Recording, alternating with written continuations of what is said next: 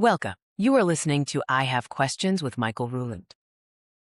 Have you ever asked a question, been in a classroom, been curious, or ever wanted to teach and learn? Then you're in the right place. Because I have questions.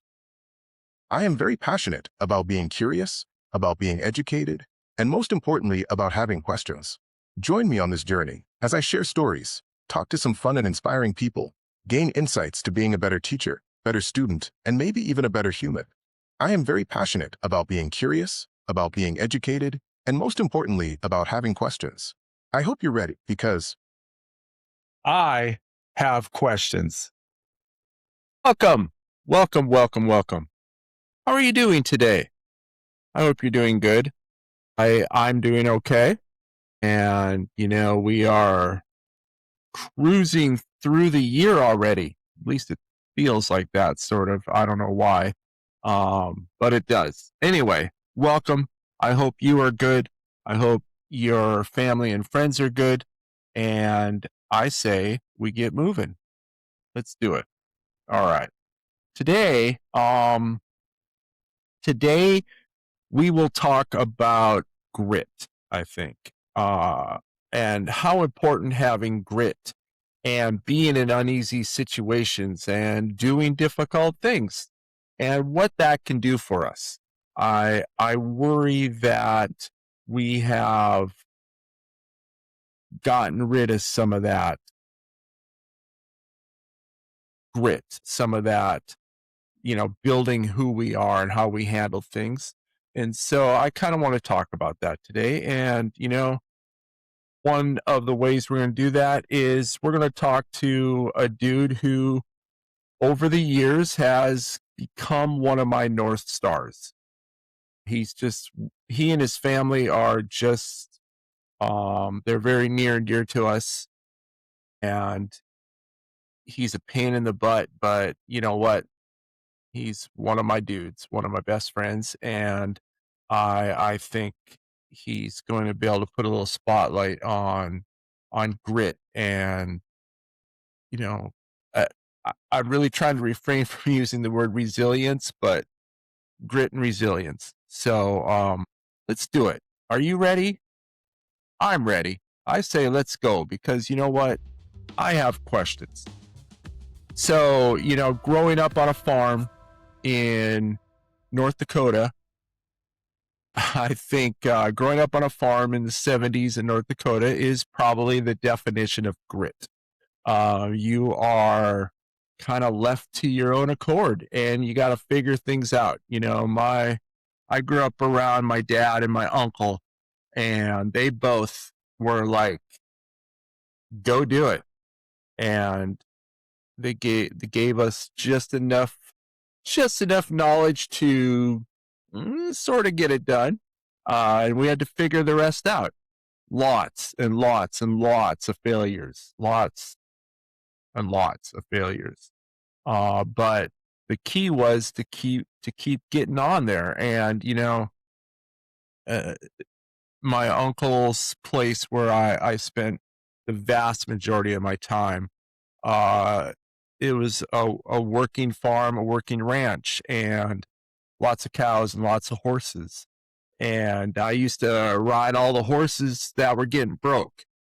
Um, I could never figure it out. And then as I was older, it dawned on me that I bounced better than my uncle when I got bucked off. So that's why I got to ride those horses that he was breaking all the time. But the old adage of get back in the saddle again when you get bucked off, it's not really an adage. It was a way of life. And whenever you got bucked off, man, you back on that same horse, back in that same saddle immediately.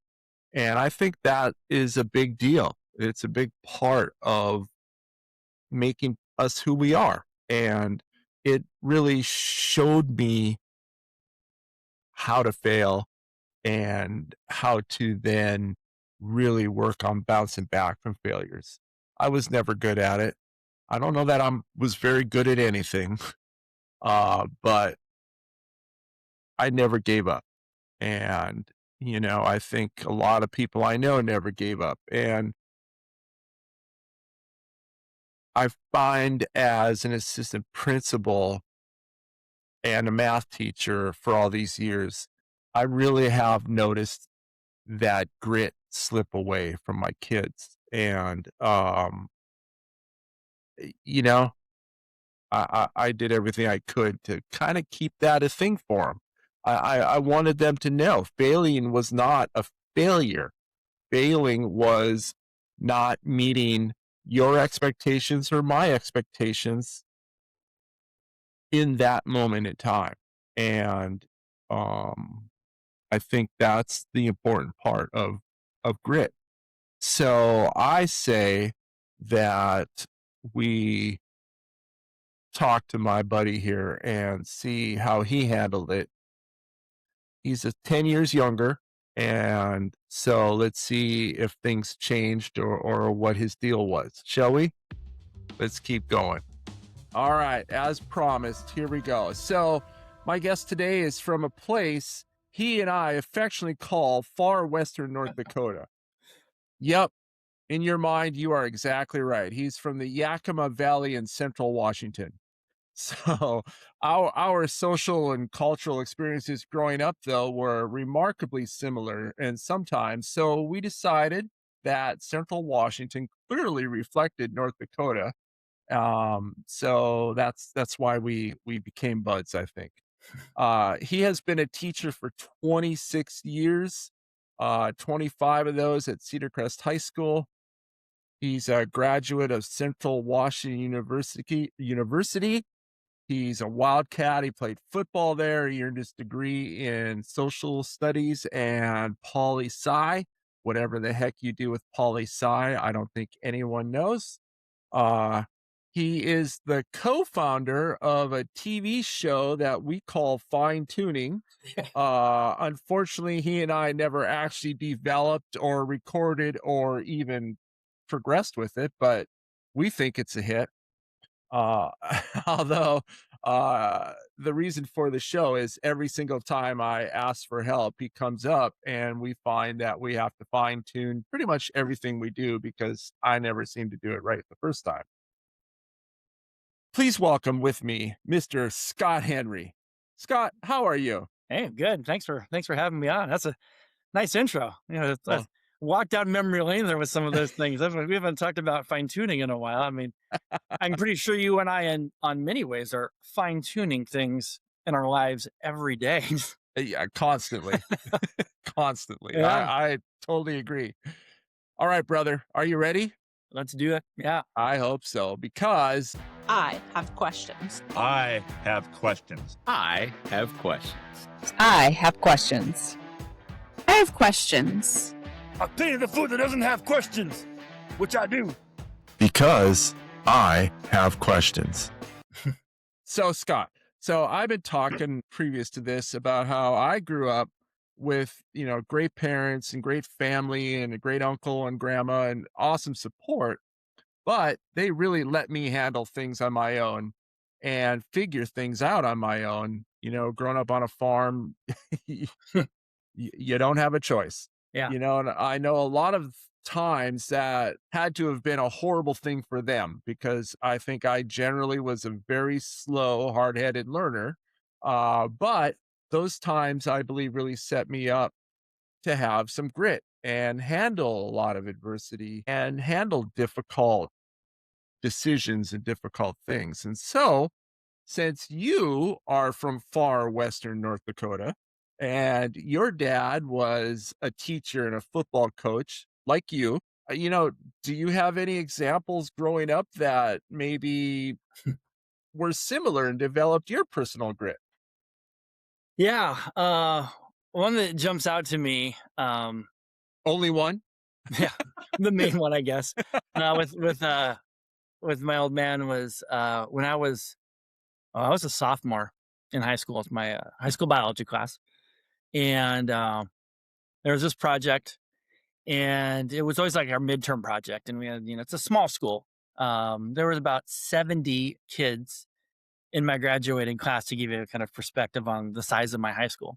And so, you could run freshman biology, and then 2 sections, you were done. You had everybody, or sophomore biology, everybody's done that class if they were going to take it. Not everybody even did. So sometimes some years are just one. Well, that meant in a school like that, as you probably know, going to small schools yourself, your science department sometimes is 2 teachers, and the one that's handling multiple sections of like the 10th grade biology is just that one teacher. That's all you get out there, out in the middle of nowhere, that lower Yakima Valley. If you got a teacher that could teach it, they were just happy to get it. So over the years, Mr. Hughes was his name, and a really good teacher. He tended to do the same projects the same time, the same way, just boom, boom, boom, boom. Had it all laid out there. Many of us out in that community, you had, older brothers, sisters, cousins, just friends, people we knew. So we all knew what was coming. And a lot of us did what we would do. I did just, I was a lazy kid. I like to try and get away with things. I never felt the need to to act out in a way that was going to get negative attention. I didn't feel that was necessary, especially if my dad wasn't going to tolerate that. So I tried to get away with stuff, and I'm mainly just lazy. So knowing the midterm project was coming up, you get different parts of the human body, different systems or organs, and you could sign up for it and you get it. I made sure I tried to sign up early because my older brother, this is back pre-digital, so my older brother had the original hard copy of the project he'd done. He's 3 years older. So I made sure I also got the heart as well, because he had the heart, I got that. And you had to turn in the notes and this and that, all these things. So I rewrote the notes. I got it, got the project, turned it in. My best friend did that. More than half the class probably all did that. And everyone could get something from somebody. I'm like, oh, let's turn this in. Well, so I did that. I did out feeling pretty good. And it was just, that was what it was. It was just pure laziness. I would decide I wanted to take the easy way out. It's like, this was a project that was manageable if you did it. If you did it and you worked on it, just like we would talk about as educators, you work on it step by step by step by step. Could be a bit tedious, but nothing beyond ability. This is not something I was like, oh, I don't know how to do this. Just didn't want to. So come to school after we turn it in a couple days later. My dad at our school was also our athletic director. He was a teacher and coach and athletic director. And that was only 1 or 2 periods a day. So in the morning, first period or 2, he would act as athletic director, and the rest of the day he taught. And so he'd be in his little office, he had in the corner office in small area, more like a closet, to be honest. And I I'm sitting in my math class, and call comes in over the speaker, and it's my dad calling my math teacher, and he says, "Hey, Mr. Ritter, could you send Scott down to my office, please?" Says, yeah, okay. And now this doesn't happen. This has never happened to me before. I was like, okay, this is, weird in my mind. I remember thinking that maybe I forgot something at home, and because we, I'd ride separate sometimes, ride with friends, or once I started driving, I would drive separate if I could. So I was like, maybe I forgot something at home. So I go in there, he's in his chair, and he hands over the report. And he goes, he doesn't say anything to me. He just looks at me. He goes, I want you to read the front page, read the title page. So I look at it. And Mr. Hughes, chef's kiss. If you're going to tell somebody, hey, I just busted you cheating on something, Mr. Hughes, excellent way to do it. When you start reading it, it was really good. He had a message written on the front. And the message said, hey, Scott, this is an excellent project. Well-researched, excellent diagram. Notes are excellent. Bibliography is perfect. ... Tell your older brother, if I could get him a second A, I would. You, on the other hand, are getting an F for cheating. I laugh now. Wonderful. It was the best way. I, as a teacher, I've had kids that I've come across cheating, and I'm just very direct. I'm going to say, hey, come on, dude. What are you doing? And I'm very clear about it. I was like, Mr. Hughes, he had a sense of humor about it. And he was good friends with my dad. So there was no point in doing anything other than oh my God, I was stunned. There were some tears. And the old man just let me, my dad could blow up and get super angry. He didn't. And that was actually even worse, because he didn't really get super angry with me. He just sat there and let me just kind of roost and stew on it. And I sat there for 10 or 15 minutes before I even spoke to him. I just sat there and just and he goes, Mr. Hughes came to me, he talked to me, and he asked me what he should do. And I told him that basically you decided to do this, and whatever consequence that he decides is right for you is what that he was going to support. That is like, hey, just because Scott's my kid, don't do anything special or let him off the hook. He wants to make big boy decisions. He gets big boy consequences. And then he tells me, and so Mr. Hughes told me the consequence. He goes, you're now failing the class at midterm. You had a B plus. You now have an F. And so he goes, now you're going to need to go talk to Mr. Hughes and figure out what you're going to do. You did this. Now go. He was like, no sympathy, not really like freaked out about it, but like, you screwed up and now you got to deal with the consequence. This is 100% on you to do whatever comes next. And if you're taking summer school, then you're going to owe me some money too. Like, great. So I go and talk to Mr. Hughes, and I got to go to him before class, and I catch up with him, and he just kind of laughs at me, like in my face. He was like, man, you really messed up. And he goes, yeah, you like your dad told you, you have an F right now. He goes, based on what I've seen your ability and what you showed me you can do in this class, and what I guess that's where you're at, you could, I guess, get it up to a C by semester. And that's it, kid. And so then I just sweat the rest of the semester. And he kind of was putting it in the sense, by the way, of like, I don't think much.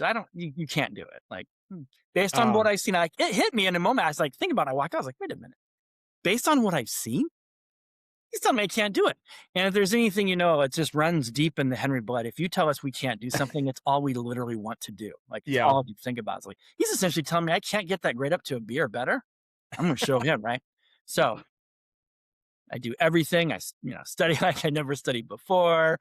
I did all the extra credit. I got that thing up to like an A minus. And then I was going to, at the end of the year, I was going to like show Mr. Hughes, like, yeah, look at that. I got up to an A minus. You said I couldn't do it. And he goes, yeah, it's almost like if you had just done the work to begin with, you would have been just fine. Yep. And I was like, you. Yep. But I did learn from that wasn't worth it. Like, all that stress I went through, and he was right. I thought about it over time, not immediately, but over time, I did realize that while I was in school, I did realize, hey, I could have been just fine if I had just not been lazy, or if I just believed in myself, depending on like what we're talking about. Their man was primary laziness. I still didn't do it. But I was like, yeah, that wasn't worth it. And I thought about all the work I put into like trying to cover my tracks too. By the way, to this day, I do not know how he caught me. I have no idea how I was the only one. I was like, so many people were cheating. How am I the only one? One of life's mysteries. But I realized, I could have just done the work and been fine. And that the work that I did to try and get away with it was actually in many ways more work than just if I just done it originally. Yeah. And that kind of grew into like my personal view that I would rather fail on my merits than to have like, well, I guess I'd call it like a false success. Like, if I'd gotten A on that one, it was a false success. I didn't earn it. I didn't do it. I didn't earn it. Like, I'd rather go out there and say, you know what? If I fail, I fail, but I'm going to do my best at it, and whatever happens, happens. And I've tried to roll that in, like with how I've raised our two kids, Gabriel and Juliana, and try and teach them that lesson that like, hey, you're going to fail. You're going to slip up. But it's better that you actually do the work, than not. Like, you're not getting anything out of by not doing that. Yeah. That's, that's, I don't know. I think as I'm listening to you, I'm thinking of all the times as a coach, and, you coached lots of things, high school football and high school baseball, and, the whole thing. And you and I have coached together, actually. And I think about all those times where you're looking at someone and you're like, you can do better. Mhm. And that's almost more frustrating than anything. Yeah. Sometimes. Oh, 100%. Like, hey, Yeah. I know, like, I see more. Like, sometimes you feel like, I don't know if you're recognizing what I'm recognizing in I you. think most of the time they're not.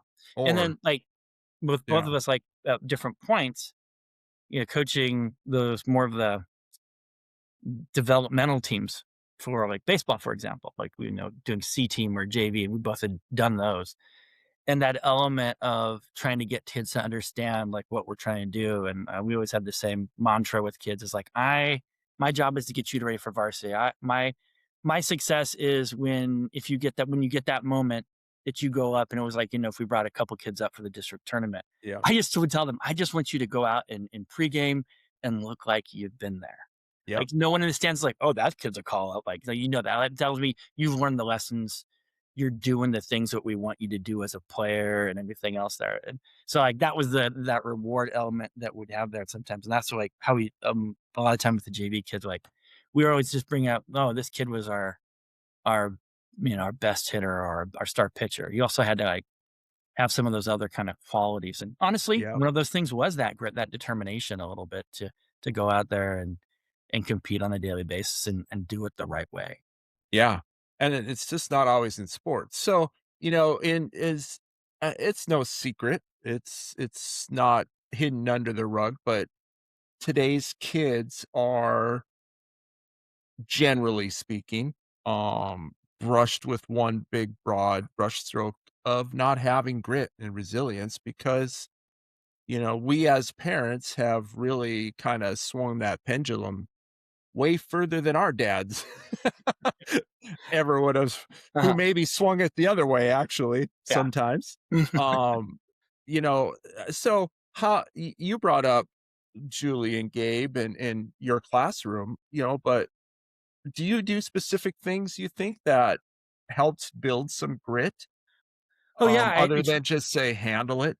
yeah, I try to, there's that element of like I get it, as an educator when I've had kids that have, hit a snag in the class, so to speak, or had that, let's be honest, had failure, you know. Mhm. I just think in a general sense, maybe society, I definitely would say in a broader sense, the general education system and kind of where I see trends going is that we've all become so fearful of failure. Mhm. You have to fail in life. I mean, I don't actively want kids to fail in my classroom, or I don't actively want like I want Julie to fail or I want Gabriel to fail, so they'll feel it. But there's an element of it's you got to experience it. You're not going to go through life. And we were talking about coaching it just a moment ago, and you and I know, and everyone knows who's like done sports and been really around it a lot. You can go out on a game or in a week of preparation and do everything right, have a great week of preparation, right? Execute the game plan the way you want to. And you still lose, right? Yeah. You can do everything right, still lose. A kid can do everything right preparing for a test and still not pass it. I've seen Yeah. it. You've seen it as a math teacher many times. Like I've had kids come back to me and say, "Hey, you know, I did everything you said, but it didn't work out." My own kids have been through that. So you got to try to model that element of like, hey, yeah, you're gonna fail, but it's not the end of the world. We've got to take the lessons from that. Um, why was that? Why did I fail? In my case, it was because I was cheating. In other kids, it was like, hey, I didn't. We'll talk kids. Well, how'd you study? The night before, I spent an hour looking at the notes. Yeah. Well, that unit test we spent 3 weeks working up to, and every day we had content. Do you really think, 60 minutes, probably closer to 35 ish minutes of really focusing on the content for the first time and actually thinking about it is setting you up for success? Yeah. So we kind of, that element. So with like students, it would be talking about how we prepare, chunking a lot, breaking things. I say, don't spend an hour and a half the night before test studying. Spend, 30-ish minutes, maybe 45 to an hour, depending on your class, for 5 or 6 nights studying and do a little bit at a time. So it's not so overwhelming. And with my own kids, when they, my son, for the viewers out there, um, Gabriel he's 21 and he's off at college now. And there was he had a patch or he had to really figure out like how to study. Like everybody gets there where you hit to a point in life where you realize, I actually don't know how to study. Yeah. And that was a little bit with Gabriel. Like I had gone through that too. And so we sat down. It's like, hey, you need to be organized. The thing is, not you can't do these things, but you just got a lot of things slipping through the cracks. So we did like an organizer. I said, hey, I'll make you one. I can buy you one. I use an organizer as a teacher in my job. Like I have a daily calendar. This is what I plan to do. This is what I got to get done. This is what I have to have due next week. Right. So things don't slip. And I go, as you go on in life, it's gonna be harder. Like you'll find your own system and way of managing things. And I think he does more like on the phone. We have like a little bit of a family shared phone. Yep. Some things will pop up on there. Um, he does whatever he does now, and it's working. His grades are really good. Really happy with where he's at in college there. And we had a little bit the same thing with Julie. She's younger. She's just turned 17. Not as much, so she's a little bit more diligent. Gabe kind of fell into my way of doing things as a teenager. Like I could see, like I see it. Yeah, as a dad, shocking. He learned So well. there was a little bit more of that, and I think that helped a little bit talking to him. And I also kind of stressed to them in that element that Dad really did me a solid by saying, "You go talk to Mr. Hughes. You go figure it out. This is a big boy mess that you made. And you got to be a big boy now. Figure out what you're going Yeah. to do to fix it as best you can." And he was keeping tabs the whole time, so he didn't cut me loose. Um, Now, with my own kids, it's been the same way when they've had some bumps or issues. I've said, "Hey, I want to be aware of what's going on, but you're number one, conduit to that teacher. If there's an issue or problem going on in the class, I want to know about it, but I want you talking about it. I want you engaging with them to figure it out." And that did happen at one point where Gabe was confused with the teacher and how they were like, some assignments were just, hey, kind of like enrichment, and some were like turn them in, but the teacher, he didn't feel like Gabe was making them very clear all the time. Mm. And so it seemed like when he would do the assignment, it would be the enrichment one that wasn't going to get graded. And when you didn't do the work, it's Yep. like, I don't think we had to do that one. That was the assignment that did get graded. So I was like, Yep. I'm seeing these zeros. And after I read him a little bit of riot act, um, he told me, okay, this is what's going on. I said, well, why is this happening? And he explains it. I was like, all right. So tell you what, he was a freshman when COVID shut down schools. He was a freshman in high school there. So, and this is a little bit later on there, but we got used to doing video conferencing. So I was like, just set up a meeting with the teacher, do a video thing. And it's like, okay. And so my wife and I are on there. He's on there. We're talking to the teacher, and like they start off and we did introductions. And here is pretty much all my wife and I said the whole time. Hi, yeah, I'm Scott. I'm Gabe's dad. Okay. So Gabe's having a little problem in with science class and something about the assignments. And Gabe's going to explain uh, what he feels is going on. Yeah. You were there for moral support. Yeah. I was there to hear it. And that was Yeah. it. Gabe and him, then they hashed it out. And the teacher's like, oh, I didn't know this. And they worked it out there. Like, Yep. so I kind of have a bragging point when I sometimes talk to students about like, hey, you should, because I tell my students, you should come talk to me. You've got a problem, come talk to me, handle it. Yep. Like, I'm not a scary person. Don't go home and tell mom and dad that I'm scary, because every time your mom and dad talk to me or meet me, they're like, I don't see it, which, reinforces me, but also kind of like, hey, wait a minute, brother. Right. So I was like, I'm not scary. But I get talking to authority figure, even if it's an easygoing teacher, can be a Yep. little shaky, but that's that kind of thing. We got to get to that grit and we got to work through it a little bit. And Yep. so the bragging point I was just starting to say there was that with my own kids, like if you talk to them and say, hey, like with Julie right now in school, hey, who talks to your teachers if there's a problem? She'd be like, I do. She would actually come to me and say, I don't want you to teach them. Yes. She never wants me speaking to people. No. But yeah, that's that element of that grit to do that. Like I tell the kids, hey, I'm around, we're services. Your mom and I will help you, but there's got to be an element of you got to be in control. And that's uncomfortable, Yeah. and that's that element of you've got to kind of go through that uncomfortability to know how to deal with it. You're going to have to go talk to a boss one day about a raise or something that's going on the job, or cold call somebody. And we've all been there where like, it doesn't seem like so much now technology, but where you got to talk to complete strangers and get them to do something. I gotta, Yeah. I'm trying to get a job or trying to get my foot in the door somewhere. I gotta go do this thing. Like no one's going to do it for me. No one can come in and do it. And I get that, initial feeling. I always feel in the back of my mind when the kids hit something that, is stressful or hard, to want in and just kind of maybe take care of it and protect them. But sometimes we got to learn those lessons, and sometimes those are hard lessons. It's not easy to do that, but that's kind of why failure is important. I don't say I like it, but we got to be able to experience failures and setbacks and learn how do we deal with it. Yeah. In order It's to like part of it. truly be successful down the road. Like you're going to have to overcome a whole lot more than this.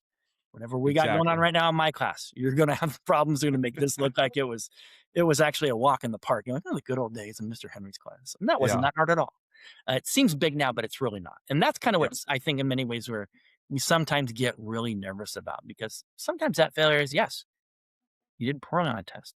But the problem was not the test necessarily. It was that you didn't prepare for it, or you didn't do this project, or you haven't been doing your reading assignments or doing the math each night that you're supposed to be doing to get that skill and practice that skill. That's the actual issue, not that the math is crazy hard. It's that we're not, training ourselves to deal with that element and prepare ourselves. Yep.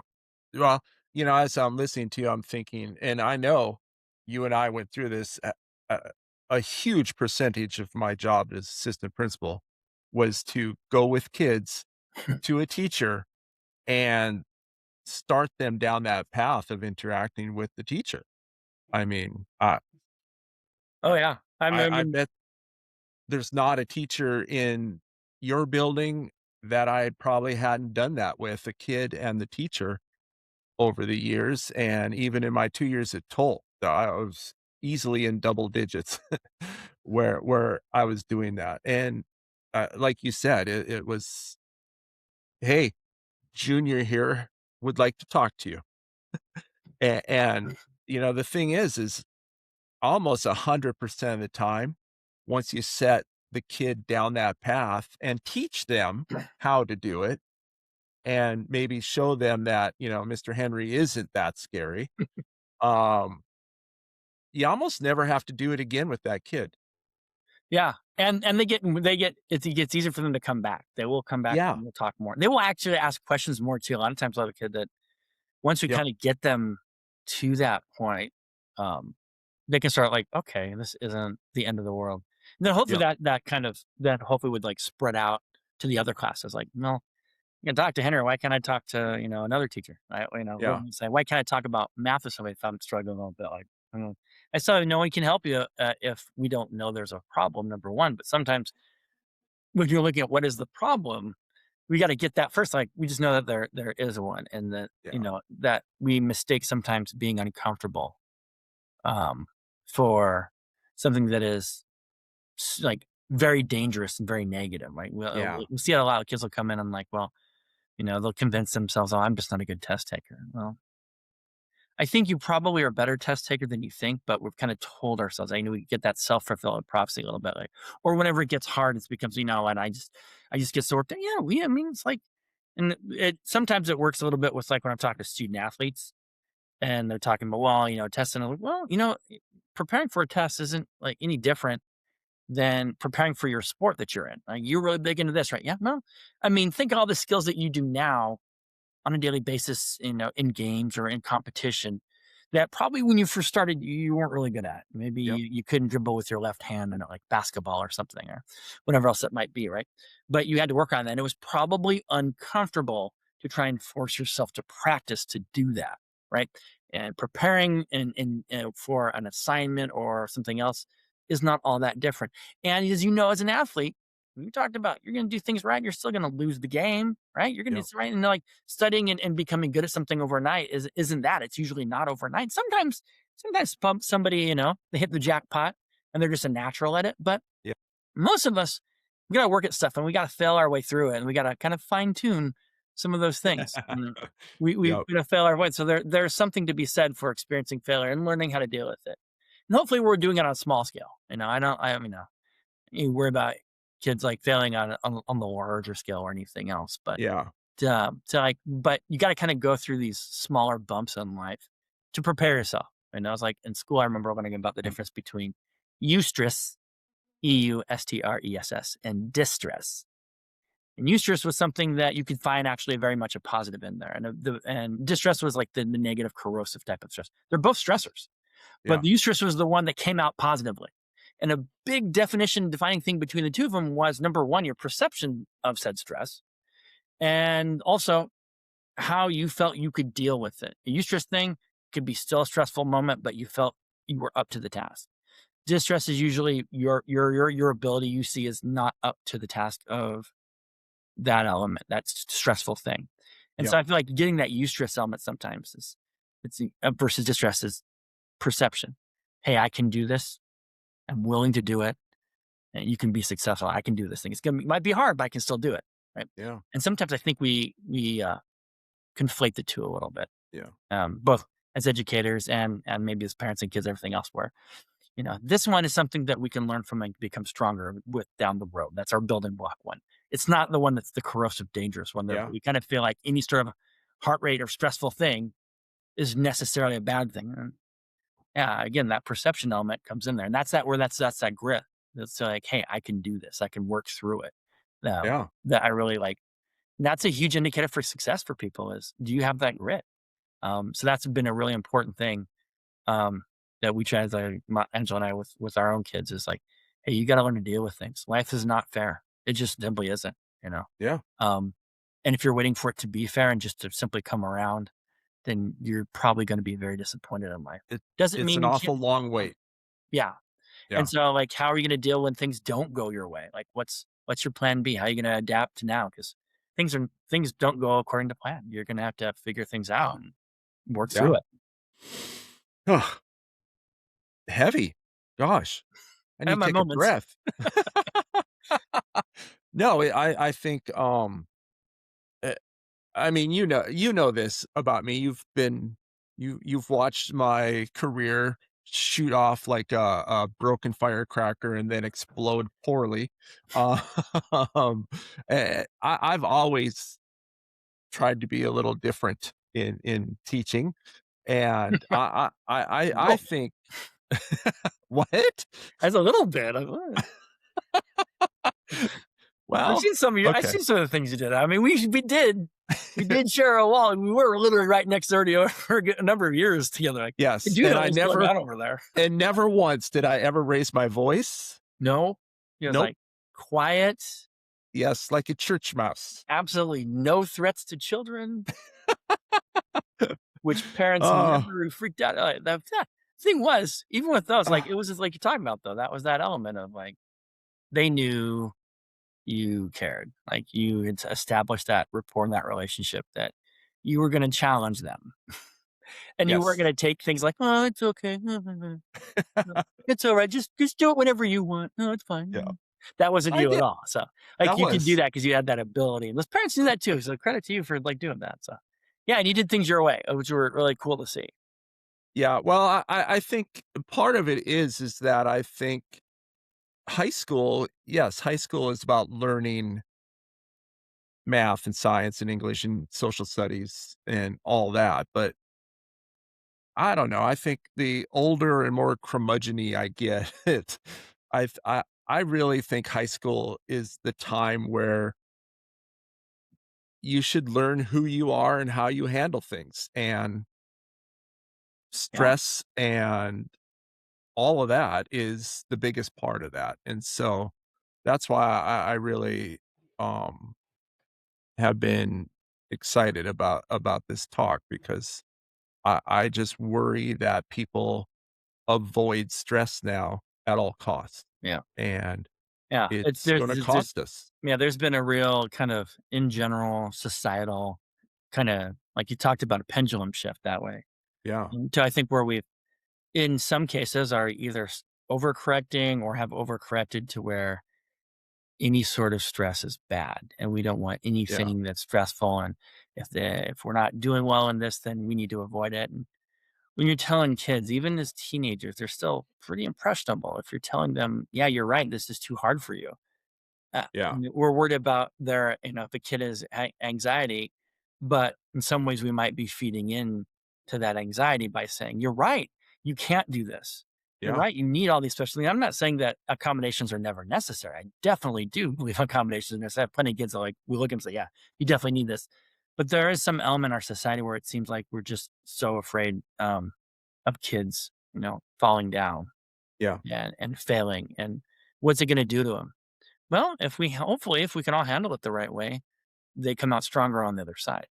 yeah. Again, They've no learned something. catastrophic failure, but we've got to hit those bumps along the way and learn how to deal with it. So when the Yeah, big things do happen, we've been kind of building up I don't say immunity, but building up that strength for it, that we're ready. We yeah, built that grit and determination. nice. Alright, well, on that note, let's take a little left turn, right Okay. turn, I don't know which way I moved my hand there. I don't know. Cross turn. Yeah, got me Actually, all dizzy now. it's the new Highway 18X interchange craziness we got going on. It's fun. I just got it through there. Who cares? It's perfect. Just close your eyes and go. All right. Time for some curious questions, sir. All right. One word or short answer. Your call. So here we go. Favorite holiday, sir? Christmas. Christmas. Do I explain anything or just that's it? No, that's up to you. It's if you want to, you can. If you don't want to, that's fine. Okay. Do you want to explain why it's Christmas? It's going to be all the typical things. Now that apparently I've adulted long enough, which still doesn't feel right to me. No, we have a kid. I still don't see it. Me either. But it hits me when my son comes home from school from Chicago. Yeah. And then it's like to get him home, like he came home this last Christmas, and like we didn't even do anything. Not really. We had my brother and his wife came over. They brought their kids, and we hung out for a couple days. Did a few things, but then after that, when it was just like us, was us. It was just us, and that was really cool. And like, so I like that because we get the kids around with us. I'll get the family all back together for 2 weeks, or so, and that feels pretty good. Also I like getting gifts. I mean, every time someone gives me something, I'm like, yeah, it's worth it. I like gifts. I'm worth it. Exactly. Yes, you are, sir. That's right. All right. A place that you absolutely need to visit in the next 10 years. Place I absolutely need to visit in the next 10 years. There are many historic sites, me being a history teacher nerd, that I've heard. Go to. Ultimate bucket list, not 10 years, but just before I die, I want to go to the pyramids, and I want to see the Valley of the Kings in Egypt. Man after my own heart. I don't want to go see a dam somewhere that's been taken down. I can tell you that much. Someday, people, I will share with you why Scott Henry is a jerk and why dam removals are the most amazing thing ever. Yeah. Yeah. Dam removals. I don't want to go see that. The hole is where the ground used to be. I don't want to go look at that. No one likes you. All right. I like that. All right. A time period in history, could be future or past, whatever, of the universe that you would like to visit for one day. Ooh, that's a good one. Thank you. When I would like to visit. Well, it can't be in history. Future is not history. So I'm trying to wrap I mean, yeah. Oh God, don't be a history teacher on me right there. Sorry, man. Sorry. It comes out of me. It's Lord. Weird. Oh man. That gets really hard because like when I teach history, the things that I find the most, sometimes the most intriguing aren't positive things. Like you look at ooh, that's rough. I don't know if I'd want to go see that. I mean, maybe I don't want to, that battle, that you learn about, that's an intriguing battle, but do I actually want to see people having to go through that? Not so much. I'm not going to stand at Gettysburg. It might, I could cop out and say go back to the, so far to this point, hopefully in a couple of weeks it'll change, the Seahawks historic Super Bowl win, and get to go to that event. That'd have been cool. But if we're talking in historic eras or times, man, I think anywhere as far as being like an observer, would be pretty intriguing. Though, as I said, most of the things I'd go to that jump into my head right now, aren't necessarily something you'd be like, oh, that's fun to see. It's just like that kind of morbid history curiosity a little bit. That's why I asked. Yeah.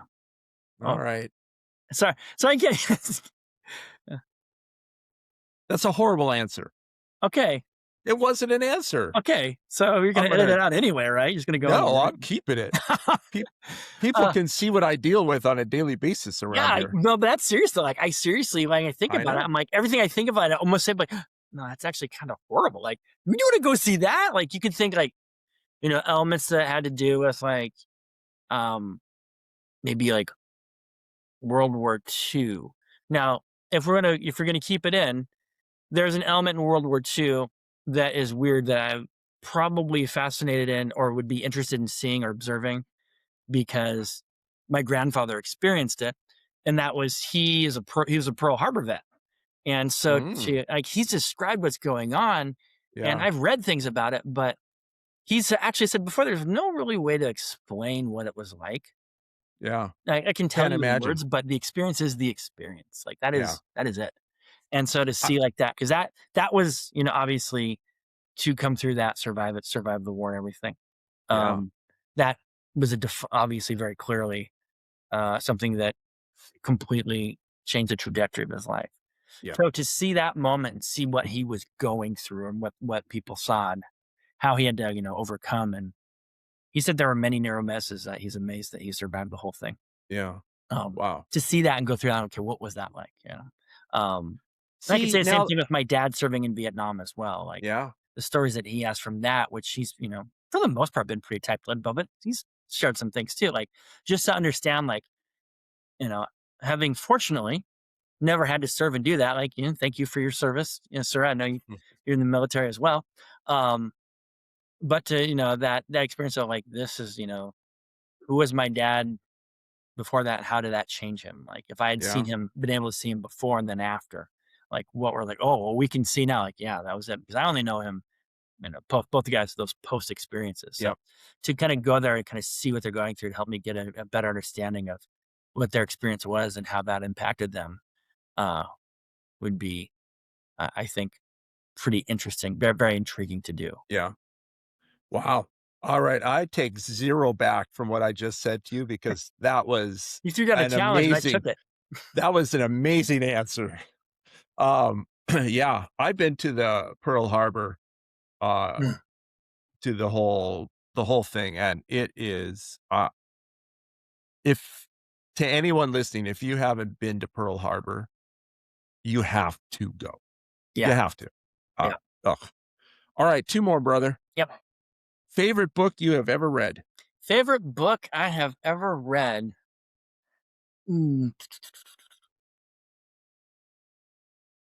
Got a couple good ones. I usually do Well, like pick one. I don't know. Let's see. There was when I first like really started just like finding books. I I read for pleasure. One of the first ones that really, for some reason, I just found like really interesting. And it was like a random book that, or set of books my mom had purchased for me when I was like in maybe like not quite middle school yet. But it stuck with me. And I read a number of books since. Was Sackett's Land, by Louis L'Amour. And so I read that book, and that really, for some reason, got my attention. Then I read it, and I had a whole series. Like I really liked his Sackett's kind of family book where he wrote a ton of these Yeah. books. Then I mean, they were pretty accessible as a kid, and I've like gone back and reread them.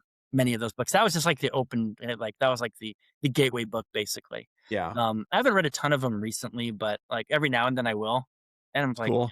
and I kind of get that moment, like, yeah, that was just like fun. I just like really liked reading it.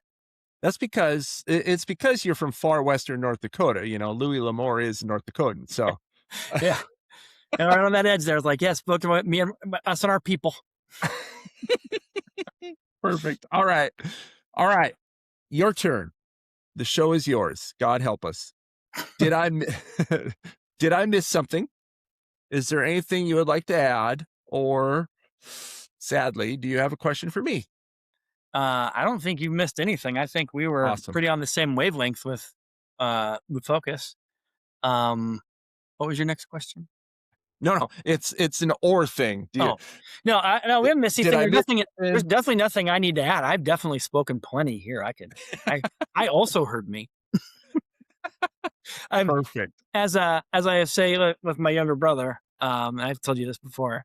My younger brother he's very much more of a quiet, we'd say maybe introverted type of person overall. So he doesn't have to say a lot, and so phone Yeah. calls are fun for us because he doesn't really want to talk, and I can never shut up. So there we are. Perfect. No, It's a we good hit mix. everything. All right. Question Good. for you. No, you don't have to. Okay, good, because I don't have one. You didn't tell me to have a question for ahead of time. I'm like, geez, like these questions I didn't No. even. Well, my hope is usually that people don't actually ask me a question, but that doesn't always work out. But How much right. did you miss teaching next to me? more than you will ever know, actually. Our time in the hallway, standing side by side and ridiculing Fassler as he walked by us. Filling And us up. Not Not because he was doing anything wrong, because he was doing it way better than we were. Yeah, because he made us feel inferior. Yeah, exactly. Yeah. I still feel I still see him in the hallway. I still feel inferior. Nothing has changed. I just don't have you there, like reinforcing my bad attitude. Yeah. And having my math kids go directly into your social studies class and then turn around and come in my door. Things like that. I miss dramatically, actually. I miss that too. Yeah. So, all right. Well, Scott Henry, thank you for taking time Thanks for having me on. chatting with me about this. This was awesome. My little expedition here of podcasting, Lord only knows why I do this, but I've been following you. I'm liking it. It's a thing. All right. One last thing before I let you go. Please give one piece of advice to a new teacher. Don't try and be perfect. Try and show up, do your job. You don't have to be all things to all people. From when I started almost 30 years ago, we were always told, like, burnout happens. Like, if you can survive the first 4 or 5 years, you'll probably be a career teacher. And I think, and the more I think about it over time, the main thing is, I remember being there too. You're just trying to maybe come in a little bit idealistic. I think that's where it comes from. It comes from a good spot, but you can't be perfect. Like, come in, do the job, be consistent. As you get comfortable, you can maybe challenge yourself or do more, but don't hold yourself to this unrealistic standard. I think sometimes we think we put ourselves about teaching and being the teacher, coach, counselor, and everything to everyone. You can't do it. You need to kind of save some bandwidth. And it's like anything else. It's a marathon and a sprint. So don't burn out early. Right. I think that's why I was okay at it, because Lord knows I never perfected a thing. Hey, we fine-tuned teaching. I'm still figuring it out there. Like, I still sit here like tweaking what I do. I still sit like, I do it this way. Like, I still don't think I've got it nailed. So no, I don't know. I think we do need to start the fine-tuning podcast or something. Yeah. I think coming soon to you, people. I mean, you and I would love it. Yes. Angela and Sarah would tolerate it. And our children would ridicule us. Yes. Wait, that means we don't have to change anything we do now.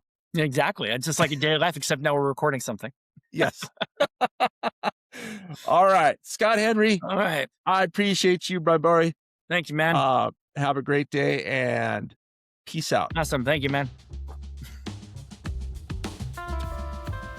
Very nice to talk to my boy, Scott. So thanks for listening, everybody. So, hey, as always, if you want to touch base with me, I have questions 2025@gmail.com. Touch base. If you like what I'm doing, pass it on to friends, family, strangers, enemies. I don't know. Share away. All right. So I hope that each and every one of you have a great rest of the week or beginning of the week, whenever you're listening to this. I hope you are doing well, and I hope that you have some time in your life to sit back, relax, and just think about your days. So have a great week. Be safe. Be kind. And you know what? Have questions. Talk to you next week. Hey, P.S. I wouldn't forget. P.S. So, as I was getting ready to talk to Scott, I was thinking back, and, Sarah and I moved out here now 35 some years ago from North Dakota to Washington. And, when we moved out here, it was the very first time we had driven west, or at least I had driven west like that. And, you go through Montana, where that drive takes forever. Montana is very long. And then Idaho, and then Eastern Washington. And I don't know if you've ever been to Eastern Washington. It is a different place. It's kind of deserty, but kind of not. It's farmland. It's a whole bunch, just kind of crazy terrain, right? And then you hit the Cascade Mountains, and then you're in Western Washington where it's green and lush.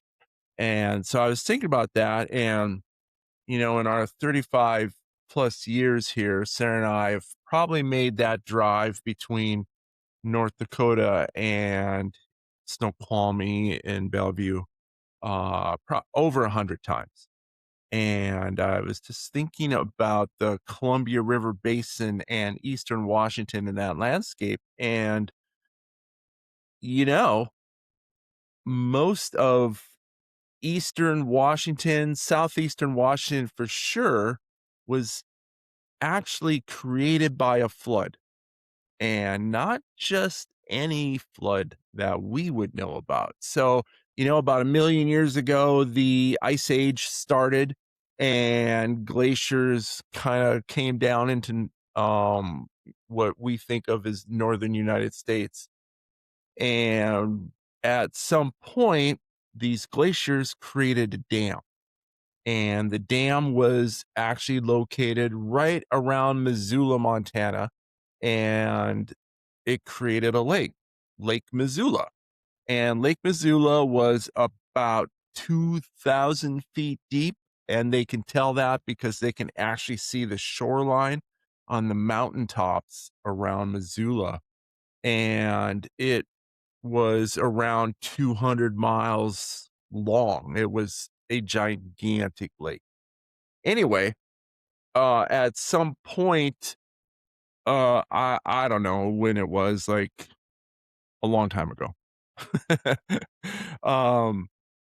This ice dam broke and Lake Missoula flooded.